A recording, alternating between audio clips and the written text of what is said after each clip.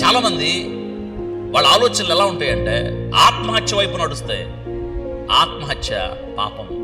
ప్రాణాన్ని, జీవాన్ని దేవుడిచ్చాడు, బ్రతకమనిచ్చాడు, జీవించాలి. ముగించడానికి నీకు అర్హత లేదు, ఇది పాపం. అందుకే నీ కాలమునకు నీవే ముందు అన్నాడు. మరణమే పరిష్కారం అయితే ఎవరు మిగలరు కదా. నీకున్న సమస్య ఆత్మహత్య పరిష్కారం అయితే మీరు ఆలోచించండి, పిరికి వారంగా మారుతాం మనం.